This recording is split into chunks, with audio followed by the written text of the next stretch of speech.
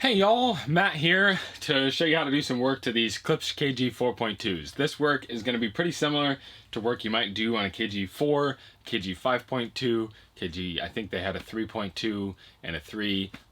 Anything in this KG lineup is going to need similar, just basic maintenance. There's a few symptoms that have been going on with these ones in particular. The first one that I noticed that was super weird is that the tweeter is actually, the horn is actually still buzzing, and this speaker is not actually connected to anything. And then something else that happens pretty regularly with these is the rubber surround gets a rip in it, and this one had a rip in it that I patched. And the easiest way to patch them is basically to just get some black silicone, some RTV. If you put a piece of like masking tape just on the front of the rubber surround to kind of hold the two sides of your rip together, you just want to make sure that you have a good enough coat of the RTV on the back that you don't want to add too much, because it adds stiffness to the rubber surround, which can affect the sound of the speaker. But you also don't want to add too little, so that when the pressurized, air in the cabin, it doesn't re-rip your speaker. So for my crossover, I just used Dayton. I didn't get anything super nice. I just got Dayton Audio polypropylene capacitors. I got the new poly switches for these, which are 0.75 amp. If you need to find them, Parts Express or whatever will sell them.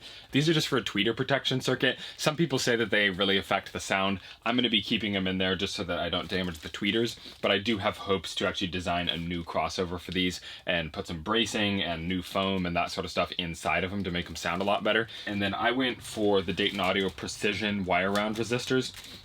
They're not just the white wire rounds, they're the green ones. They're a little bit more expensive, but they're like 50 cents more or something like that. They're not that much more expensive. So there's some 33 UF capacitors in the crossover, and those are electrolytics, and you can just keep those electrolytics. To get a film capacitor with this high of a rating will cost you a lot of money, and so it's good to just keep it as an electrolytic.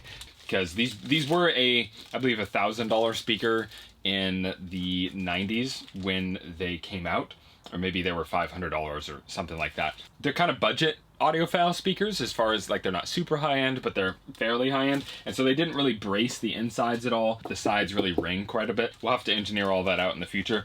This is just to get these kind of going, because my hope is to actually use them for a movie night in the woods I'm going to be doing soon. And then we're going to be reusing the two inductors that are in here. The reason I want to use these for my movie night in the woods is because they are quite efficient, and I'm going to be running the whole setup on battery power. Unhook the wires from the horn so that it doesn't get in the way when the buzzing should hopefully be stopped now that the horn is unhooked. Yep, no more buzzing from the horn, but it was buzzing very quietly up until I just unplugged it. So it's kind of a weird occurrence there.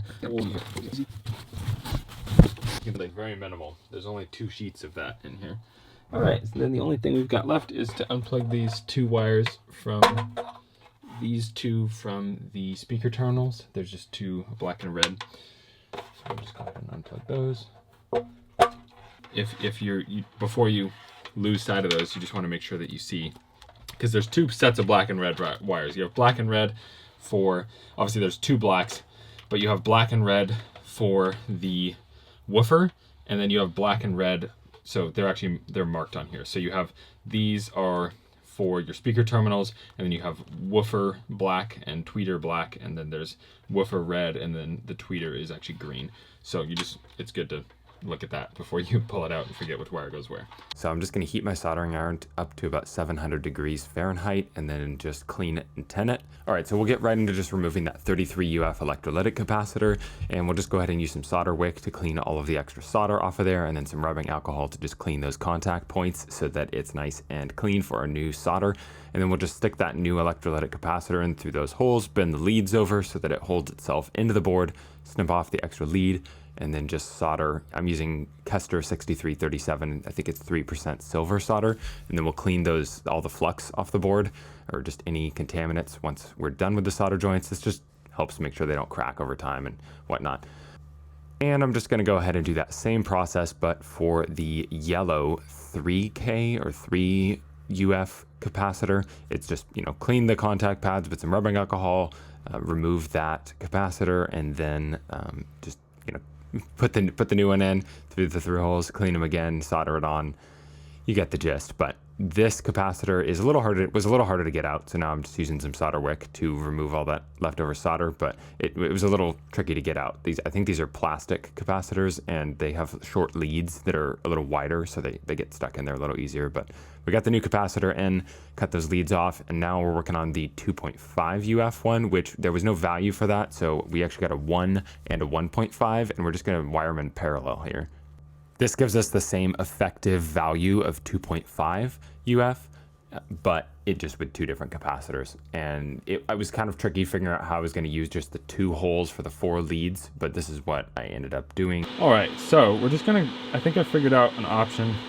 I'm gonna just twist these leads fully around each other so that there's a nice contact patch. Basically, just the positioning of these capacitors was hard to figure out how they would best sit on this circuit board without wobbling around too much and whatnot. So I ended up just wrapping the lead of one around a part of the other one, and then I was able to just solder them in and make this little pile of capacitors there. And it's pretty solid. If I was going to do this long term and not thinking about building another crossover in the future, I would have just glued them all together with some hot glue or something. But now I'm moving on to these resistors. As you can see, these little white boxes are wire wound resistors, and the ones that are in this crossover are half the length of the usual ones that I get. And so Klipsch has them in on the long end like that, but as you can see, that green one that I held up, that's the new resistor, and it's super long, and the leads are not going to work the same way. And so this is what I ended up doing. I just soldered both resistors on their sides basically, and I added some heat shrink tubing on the leads to prevent them from touching anything else. And then now we're just continuing about that process, cutting the leads off after we bend them over a little bit so that the components hold themselves in. But basically this was the best option I came up with for how to mount these new resistors that would just work kind of temporarily. If you wanted to do this permanently, you could either add a lead to the resistors to make them longer so you could put them on their end like Klipsch did, or you could make, a little side PCB that goes next to it, or, find out just a better way to position them. But this will work for me for now, and they were actually pretty solid on there, so it's not really a big deal. So once again, we're just using some rubbing alcohol to clean up this board, make sure there's no contaminants on it that would cause the solder to crack over time. And now we can actually get that board back in the speaker, which is super cool. It's super fast to redo that crossover, one of the faster ones I've done, just thanks to Klipsch making a nice PCB. It is interesting to note though that for some reason Klipsch used Allen keys to put these screws back in, and dang, is it annoying. This tweeter is still buzzing.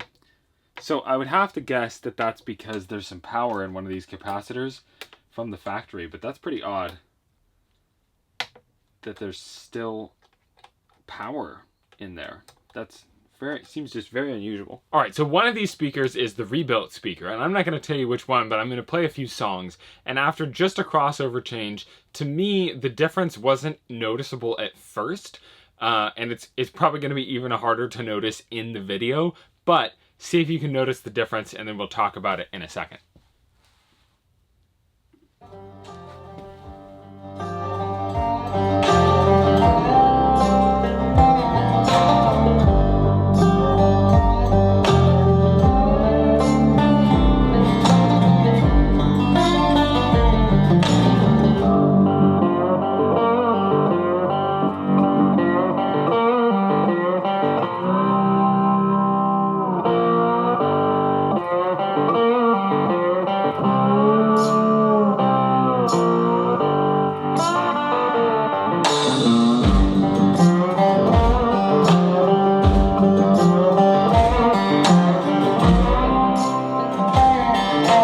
So based off that short one song listening comparison, do you know which speaker is the speaker that was rebuilt? If you guess this speaker, then you're correct. At first I thought it was kind of in my head. I was like, oh, like just going back and forth on the balance knob, trying to tell a difference. And at first I was like, I really can't tell a difference, but I was like, is it just in my head, or does this one feel a little louder and just a little more bright? And then as I started listening to it, I actually found songs where there would be like a twangy guitar in the background, and on the old speaker, you literally couldn't hear it. it was barely there. You really had to pay attention for it. And on this speaker, super obvious. I would say anything from like 7,000 hertz and up was just rolled off super hard or just basically non-existent.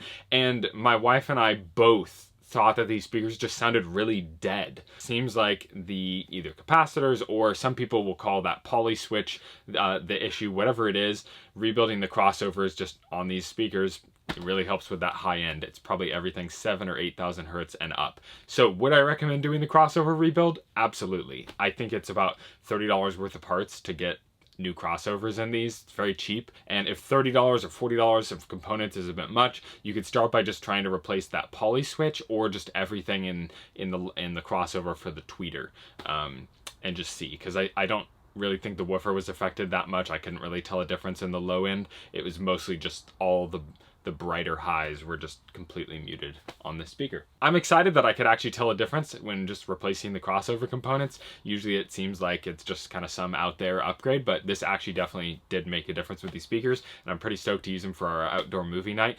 So I'll put some clips at the end of the video, but if this video helped you out, I'd really appreciate if you subscribe to my channel. I'm going to be making a lot more restoration content, just applying veneer and new crossovers and that sort of stuff to these speakers, as well as other receivers and other sets of speakers. So thanks so much for watching. Have a good one.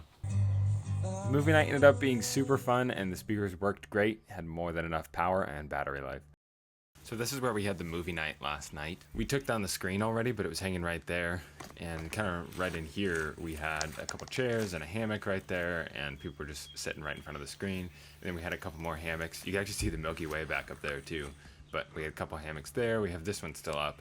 The speakers were great for this movie night, and I'm stoked to do another one.